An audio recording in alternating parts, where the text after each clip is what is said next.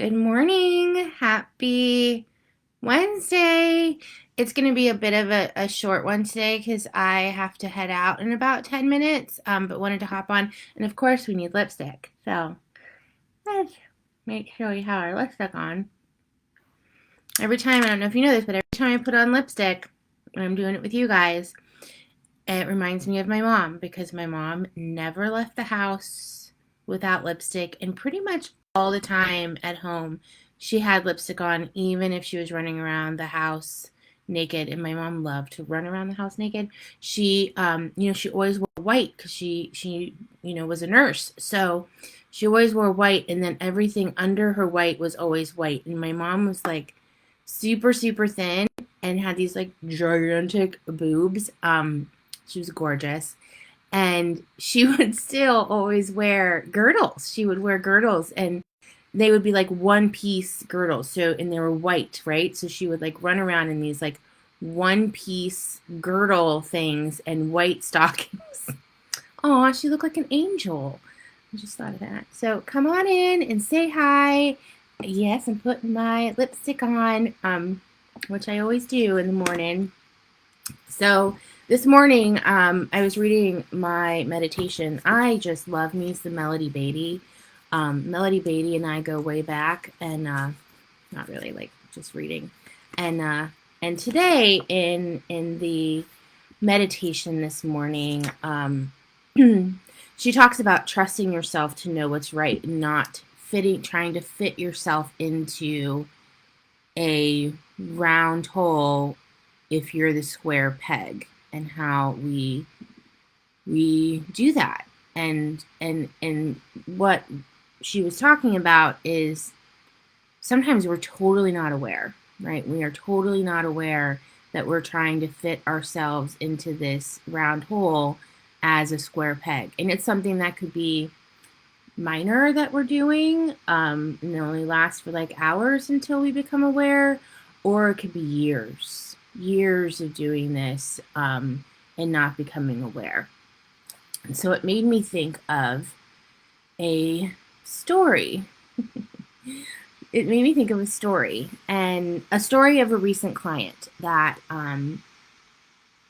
I came to know through another client. And I met this woman, and like most women I meet, they're in some format, in some way, in some place, they're lost in some way. Not always like lost in all areas, but in some way. And this specific client was very lost when it came to her job and what she was doing. She loved what she was doing, but she wasn't really feeling good about it anymore. And what we uncovered and what we found out was that she had been in a extremely abusive, toxic environment at work for over 6 years.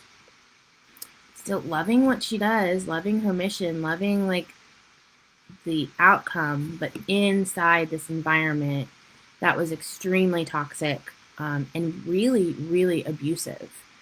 And taking 6 years of that type of abuse and that type of environment, you can become completely unaware.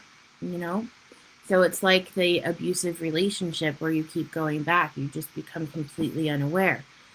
I look back on my own experience, and I spent 17 years inside of a pressure cooker, high profile job, thinking that I had to do it.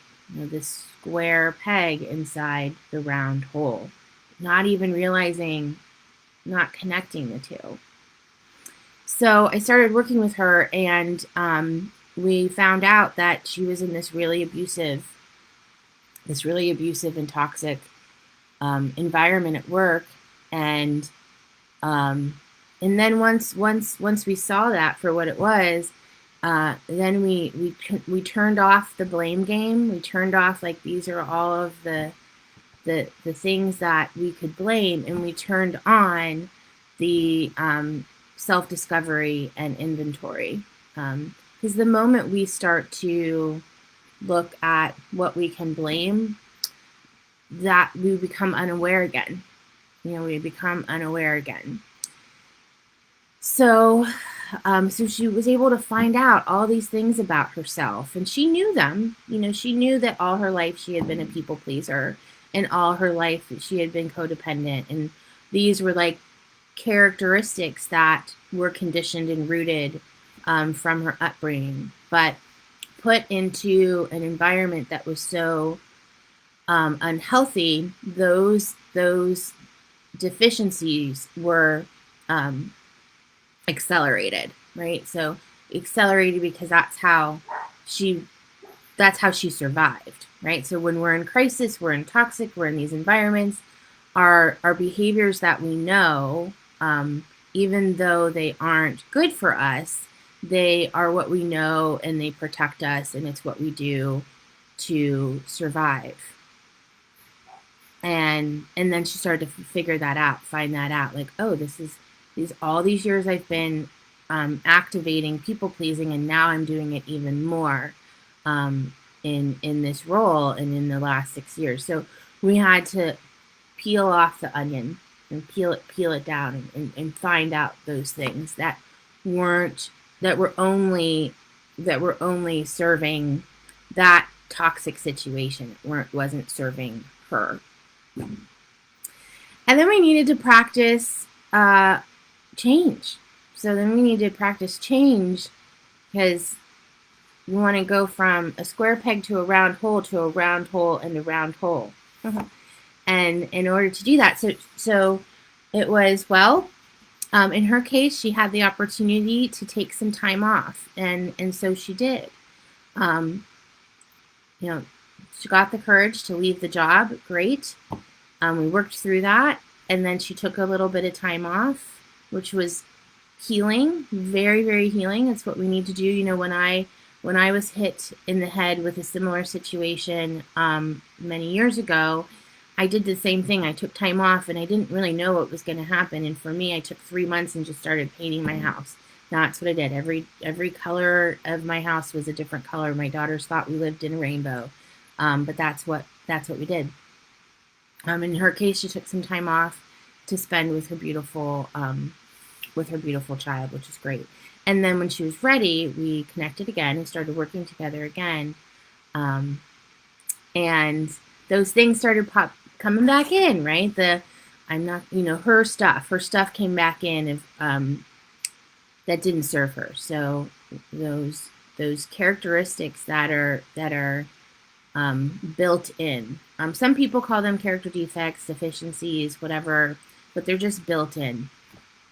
And it doesn't mean that they're just going to go away, right? So I've been a people pleaser my whole life. It's not going to go away. I'm personally not a people pleaser, but you hear what I'm saying. So I'm a control freak. So my control isn't going to totally go away just because someone says it's not serving you anymore. So we had to really practice, right? We had to practice and build evidence that there was an opportunity for her to feel confident and to go into situations confident. And that's what we really worked on. We really worked on the self-discovery, the inventory, and then going into situations where she could feel really confident. And and the outcome was a round hole in a round hole. That was the outcome. The outcome is that she was able to find and do something that she really, really loves, working in an environment that she really, really loves, feeling really secure emotionally, physically, spiritually. And that security came from within. So huge when security can come from within. I mean, it is completely magical when security comes from within. Security had come from people pleasing and from this awful relationship at her old job, and that security is what kept her going, and that security is why she stayed and why she put up with it, right? That false sense of security. and then pulled out of that situation, just like this little book said this morning. You pull yourself out. Sometimes you have to be forced out. I was forced out. And then you give yourself that time. You have no idea what's going to happen during that time. And then the teacher appears, the student's ready, and the teacher appears, and we walk through a new journey. So she was on my mind this morning as soon as I read this meditation and wanted to bring that to the group. I hope it was helpful. If you're going through something where you're not even sure that you're the square peg in the round hole, look at it. Look at it for what it actually is. Look for clues and answers. One of my friends says, look under the rocks, and I say, look for the clues and look for the answers.